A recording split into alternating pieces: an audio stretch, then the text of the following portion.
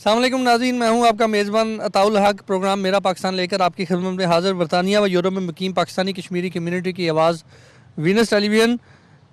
आज का प्रोग्राम भी जो है वो लाहौर से पेश किया जा रहा है। अभी इस वक्त एक पंजाब की बहुत अहम तरीन शख्सियत के साथ हम मौजूद हैं, बल्कि अब हम शख्सियात कहें तो उनके साथ मौजूद हैं, क्योंकि दो अहम तरीन शख्सियात हमारे दरमियान मौजूद हैं। हमने बिजली पर बात की, कानून पर बात की, हमने दीगर इश्यूज़ पर बात की, ख़वातीन के हवाले से हमने बात की, ओवरसीज़ कम्युनिटी के हवाले से हमने जो है वो बात की, मगर इंसानियत पे हमने बात जो है वो ज़ाहिर बात है इंसानियत की खिदमत के हवाले से मैं नहीं कह रहा, मगर इंसानियत जो इंसानों के साथ खून की होली खेली जाती है मज़हब के बुनियाद पर, और इंसानों को जो वो हकीर निगाहों से जो देखा जाता है, मुख्तलिफ चूँकि वो दीगर ग्रुप्स रिलीजन्स जो हैं उनसे वो मुंसलिक होते हैं, तो उस पर हमने बात नहीं की। आज का जो हमारा प्रोग्राम है वो खुसूसी तौर पर इस हवाले से है, और इसके अलावा दीगर भी जो करंट अफेयर के इश्यूज़ हैं, जो मौजूदा पाकिस्तान की सियासी सूरत हाल है, उस पर भी हम बात करेंगे। हमारे दरमियान दो मेहमान अहम तरीन उनका तारफ़ मैं करवाता चलूँ। खलील ताहिर सिंधु साहब जो कि मिनिस्टर हैं ह्यूमन राइट्स और माइनॉरिटी अफेयर्स पंजाब के, इसके अलावा साबिक वज़ीर सेहत भी हैं और पार्लियामेंट्री सेक्रेटरी भी रह चुके हैं, लॉ के मरूफ कानूनदान भी हैं, यूएनओ से भी इनका लिंक रहा है। मैं डिटेल जो है वो आपसे आगे जाके पूछूंगा। इनके साथ तशरीफ़ फरमाए मोहतरम जुल्फ़कार राहत साहब, किसी तारफ़ का मोहताज नहीं। जब पाकिस्तान में हम आते हैं तो बड़े साफ़ियों में माशाल्लाह आपका शुमार है। रोज़नामा औसाफ लाहौर के जो है वो आप एडिटर हैं, और इसके अलावा पाकिस्तान प्रेस फोरम जो है उसके जो आप जनरल सेक्रेटरी हैं, उसके हवाले से भी मैं जो है वो आपसे बात करूँगा। गुफ्तगू आगे बढ़ाते हैं। खलील ताहिर सिंधु साहब, सबसे पहले मैं ये जानना चाहता हूँ कि वज़ीर आला शहबाज शरीफ की हुकूमत हो, और उस हुकूमत में शहबाज शरीफ साहब के सामने ऐसे आँख उठा देना एक बहुत बड़ी हिम्मत की बात होती है। आप वज़ीर सेहत थे, आपने इस्तीफ़ा दे दिया। मुझे यकीन नहीं आ रहा, मतलब कि आप उसके बावजूद कैबिनेट में हैं और उसके बावजूद आप लाहौर में हैं। ज़रा थोड़ा सा तफसील बयान करेंगे। Thank you very much. ऐसी बात तो नहीं है। इंसान का जो कॉन्शियस और उसका परसेप्शन है, इफ़ बोथ आर क्लियर तो फिर कोई चीज़ ऐसी नहीं होती है। और मैं ये समझता हूँ कि जिस तरह से पेश किए गया कुछ चीज़ों को, एक महफिल में कोई थोड़ी बहुत अपना मिसअंडरस्टैंडिंग हो गई किसी वजह से। नहीं सर, वो ज़रा तफसील बताएं। तफसील में मीटिंग चल रही थी और उसमें सीएम साहब is a captain of our team, तो मैं शायद कुछ ज़्यादा सेंसिटिव हूँ, मैं जो ज़ाती तौर पर समझता हूँ, तो मैंने उस बात को जस्ट लाइक मैंने दिल पे ले लिया कि मैंने फील किया कि I have been singled out. तो फिर मैंने जब किसी से मैंने मशवरा नहीं किया, सिर्फ मैंने खुदाम से मशवरा किया अपनी और अपनी ज़मीर से मशवरा किया। तो फिर मैंने इस नतीजे पे पहुँचा, फिर मैंने tender my resignation from all the तीनों पोर्टफोलियो से। एनी हो, उसके बाद फिर इसमें मियाँ साहब ने दोबारा मैं इसी घर में था उस वक्त भी, मुझे बुलाया दोबारा और उन्होंने कहा कि आपने ऐसा क्यों किया। मैंने कहा सर मैं वो बर्दाश्त नहीं कर सकता था जो मतलब कुछ अल्फाज को, इस वजह से मैंने ये, तो मैं पहले तो उन्होंने कहा कि मैं एक्सेप्ट करता हूँ, बाद में फिर उन्होंने कहा कि मैं आपको बहुत प्यार करता हूँ, आप ऐसा करें कि आप इस काम को जारी रखें। तो मैंने कहा जी मैं फिर हेल्थ जारी नहीं रखूँगा, मैं human rights and minority affairs जो है मैं इसकी आता हूँ, क्योंकि मेरा जो बेसिक मेरी जो अपना महारत है एज ए लॉयर भी और एज ए इंटरनेशनल जो कि मैं अपना डिफरेंट यूनिवर्सिटीज़ में जाता हूँ, जर्मन गया हूँ, बाज़ल गया हूँ, यूरोप में यूनिवर्सिटी में गया हूँ, हाउस ऑफ लॉर्ड्स में 2 दफ़ा गया हूँ, लॉर्ड हिल्टन साहब ने मुझे वहाँ बुलाया हाउस ऑफ लॉर्ड्स में।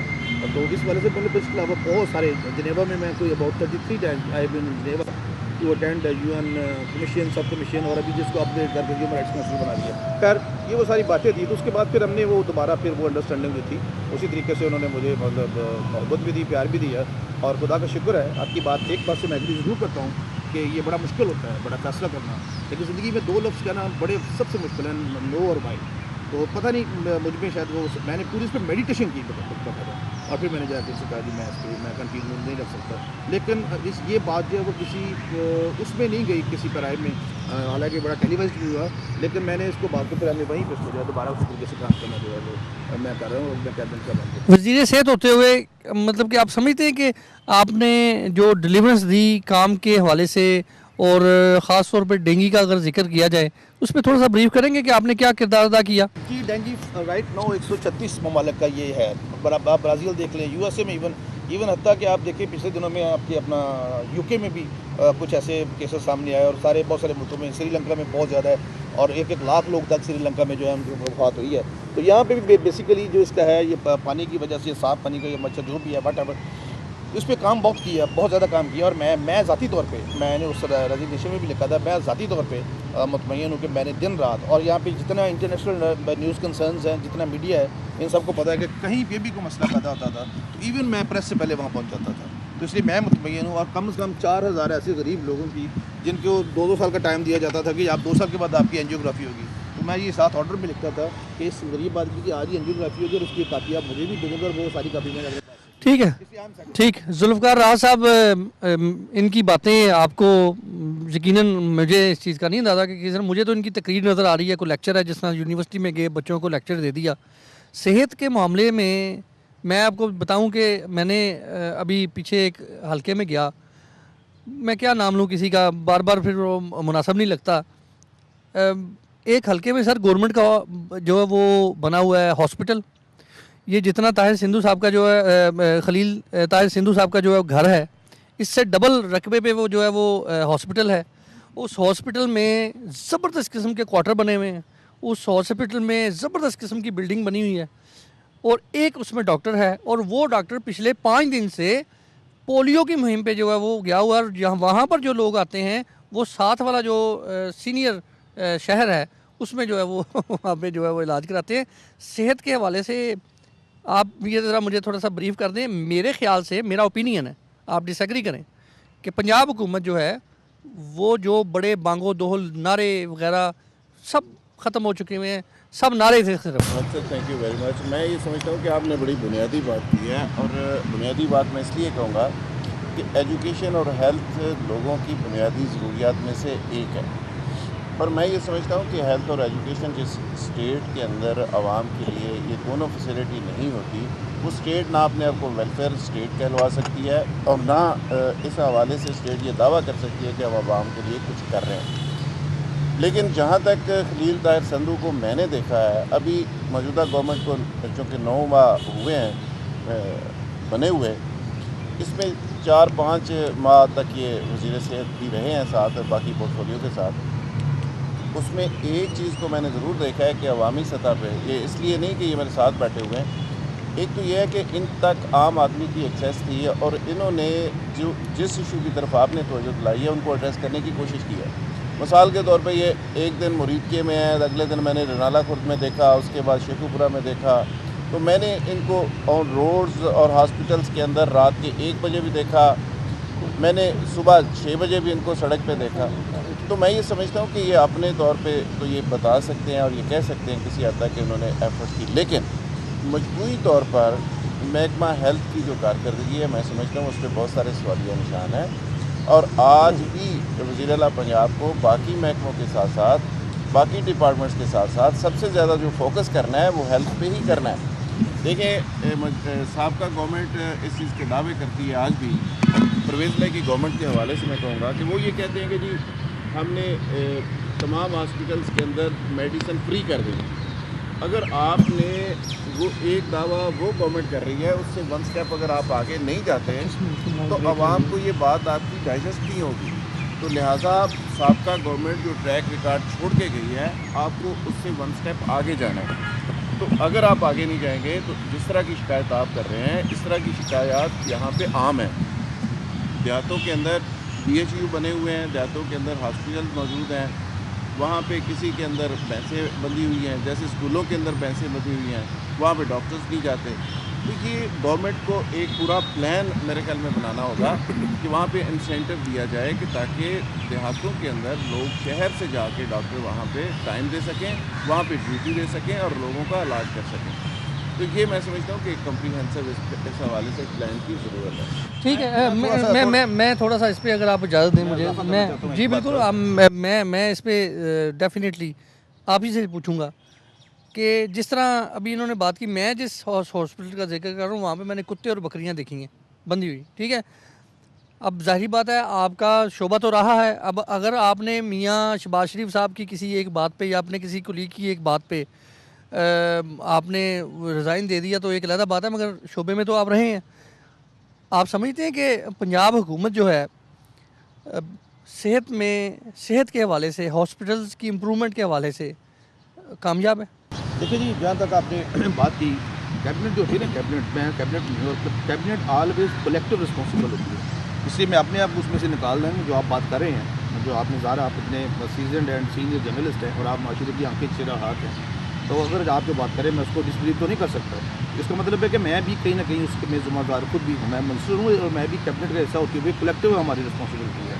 लेकिन इसके साथ साथ मैं आपको बताना चाहता हूँ, जो आपने डॉक्टरों की कमी की बात की है, अभी रिसेंट कोई ये 2 माह पहले 2800 डॉक्टर्स, जिसमें 800 खवातीन और 2000 मर्द, उनको पब्लिक सर्विस कमीशन के जरिए भर्ती करके तमाम कोशिश की गई है कि जितने BHQ और DHQ 3-3 साल वहाँ पे वो जो है वो लोगों को फैसिलिटीज़ देंगे। और बड़े लोग आते हैं हमारे पास, हमारी ट्रांसफ़र करा दे, ये कर दे, लेकिन उनसे पहले कॉन्ट्रैक्ट किया गया है कि आप 3-3 साल वहाँ पे सर्व करेंगे, जिस किस्म के हॉस्पिटल्स की आप बात करें। लेकिन मुझे तो समझ नहीं आ रही, किसी जगह पे समझ नहीं आ रही कि भारतीय सेहत छोड़ भी चुके हैं, लेकिन हुकूमत को डिफेंड नहीं, करने की आदत आज तक नहीं, डिफेंड नहीं, तो ये लॉ है, ये कानून है कि ऑलवेज कैबिनेट जो कलेक्टिव रिस्पॉन्सिबिलिटी है, ये कानून होता है। नर्सें हड़ताल पे हैं। अच्छा राह साहब, अगर आप समझते हैं कि राह साहब गलत बोल रहे हैं तो राह साहब को फिर आप टोकें। अगर आप समझते हैं कि राह साहब अगर वो गलत नहीं बोल रहे, शहबाज शरीफ साहब को हमेशा डिफेंड करते हैं, लेकिन मैं समझता हूं कि गैर जरूरी तौर पे डिफेंड नहीं ये करना कलेक्टिव, चाहिए। मेरी बात सुनो, ये कलेक्टिव, मैंने एक और बात की है, मेरे भाई है जुल्फ़िकार है,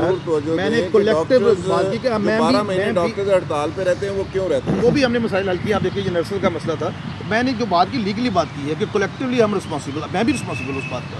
जो मैंने आपकी बात को बल्कि एडवोकेट किया है कि अगर किसी जगह पे ऐसा है, I am also responsible for that, not only other minister, even my self is responsible, और वी हैव टू सॉल्व। और आप वो लोग हैं कि आपने हमें एक राह दिखाई है फिर आज मैं इस तरह से कि हाँ ये आपको हम पे तनकीद। राह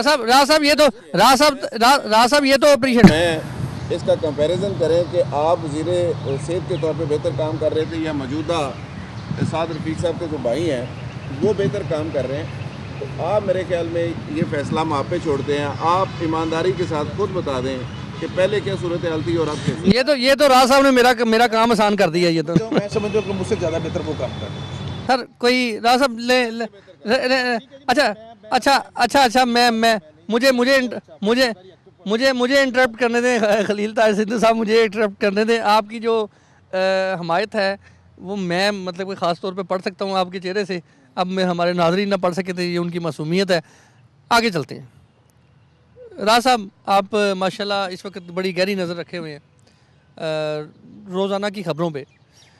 सर, पंजाब में जिस तरह महंगाई और गुर्बत है, मैं ह्यूमन राइट्स पे डेफिनेटली बात करूँगा, मैंने आना है इस पे।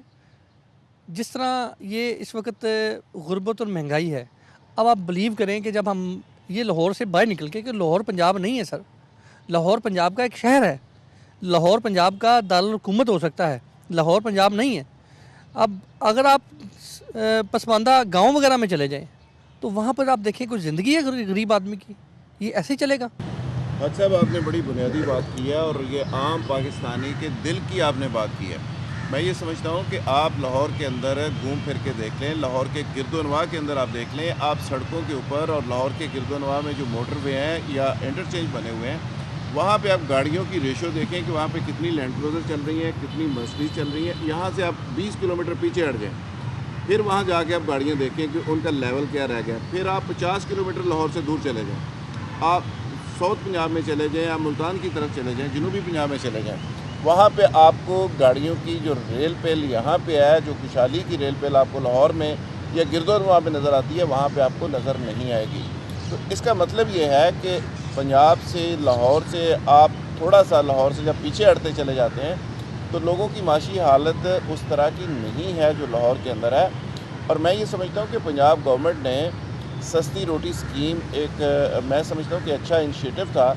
अगर वो जारी रहता और 2 रुपये की रोटी लोगों को मिलती जो बदकिस्मती से नहीं मिल रही, इसी तरह सब्सिडी का एक प्रोग्राम, फूड स्टैम्प प्रोग्राम शुरू किया गया था जो बदकिस्मती से करप्शन का शिकार हो गया और वो भी नहीं चल सका। तो अक्सर मैं ये समझता हूँ कि इस तरह के इनिशिएटिव अगर गवर्नमेंट पंजाब के चलते तो आम आदमी को रिलीफ मिल सकता था। और अब भी आम आदमी ज़्यादा पिस रहा है और कोई सोसाइटी उस वक्त तक कायम नहीं रह सकती जब तक मिडिल क्लास उस सोसाइटी के अंदर कायम नहीं रहती। आज पाकिस्तान में सबसे बड़ा जुल्म ये हो रहा है कि मिडिल क्लास जो है, जो मीडियाकर क्लास है, वो लिमिटेड हो गई है, वो बिल्कुल ख़त्म हो गई है। और सोसाइटी के कायम रहने के लिए मिडिल क्लास जो है वो एक पिलर का काम करती है। तो गवर्नमेंट को चाहिए कि जो सफ़ेद पोश लोग हैं, जो मिडिल क्लास है, उनको कत्लेआम ना करें, उनको ज़िंदा रखें ताकि सोसाइटी कायम रहे। सर अब इससे पहले कि ह्यूमन राइट्स पे जाऊँ, आपके सब्जेक्ट पे आऊँ, जो बातें इन्होंने की आप इतफाक करते हैं? मैं नंबर 1 इन्होंने गलत कहा है? नहीं सर, पहले मैं आपसे बात करना चाहता चलें बता देना सर, गलत कहा है इन्होंने? हूँ। मैं गलत की बात नहीं करना चाह रहा, मैं सिर्फ ये बात करना चाहता हूँ कि अगर पिछले दिनों देखें, मैंने असेंबली में ये बात ऑन दी फ्लोर कही है कि अगर हम इस तरह से करेंगे कि पंजाब में ये हुआ या फलां सूबे में ये हुआ, जब इंटरनेशनल बात जाएगी तो वो पाकिस्तान की जाएगी। हर में आप देखें वहाँ पे गंदम पड़ी है, बच्चे कितने मर गए, भूख से बच्चे मर गए हैं, लेकिन किसी ने उनको गंदम नहीं दी। पर ये हम इसको तो इसका मतलब ये है कि अगर वो गलत हैं, मेरा मतलब ये नहीं, तो हम जो वो लोग आपको गलत कहते हैं तो आप भी गलत हैं। मेरा मतलब ये है कि ये इज्तिमाई इशू है। मैं ये कहना चाहता हूँ कि मतलब we should not divide the things into the. अच्छा, वो कहते हैं जी कि आप पंजाब वाले जो है ना थर पे सियासत करते हैं, आप थर पे जो है एम खाम खा जो है आप अपने नंबर टांगने की कोशिश करते हैं।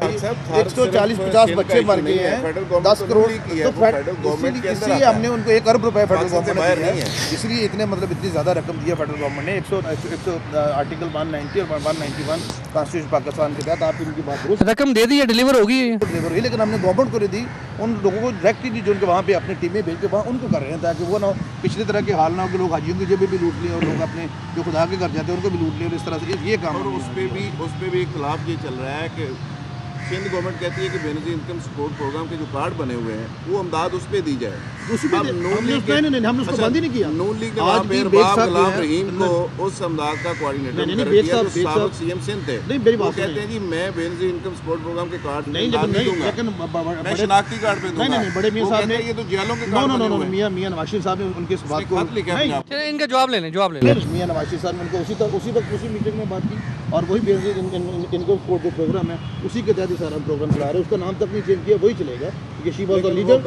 मेरी बात मैं ये करता हूँ, वो कार्ड तो जेलों के बने हुए हैं, जिसके भी बने आम हैं, जिसके भी बने नहीं, हमने उसके साथ BIST के साथ हमने नादरा से भी, क्योंकि नादरा के पास 3 कैटेगरी है, पुअर कैटेगरी और जो लोग मतलब उनके पास कैटेगरी वाइज लोग आते हैं, इसलिए हम उनकी भी साथ जो कोलैबोरेशन के साथ मिलकर फिर हम लोगों की जो है हेल्प की जा रही है। लेकिन वहाँ पर तो आपको जिंदगी सस्ती नजर खुद आती है, आप TV पे जाना देखें, आप ही वो लोग हैं जिन्होंने सारे। सर ये थर के अलावा आप ज़रा अपने गांव चले जाए ना, कि जो छोटे छोटे गांव हैं, पसमंदा इलाके हैं, वहाँ पर गंदम पड़ी पड़ी सड़ गई है, जहाँ पे गंदम ही नहीं है तो मेरा देहाती है वहाँ तो गंदम। तो जब देहात में आप चले जाएं, आप देहात में चले जाओ, आप समझते हैं कि पंजाब में लोग जो हैं वो भूखे नहीं मर रहे? कब का ये पंजाब में लोग भूख से नहीं सोते। मैंने कब का ये अफलास नहीं है, मैंने कब का ये गुर्बत नहीं है।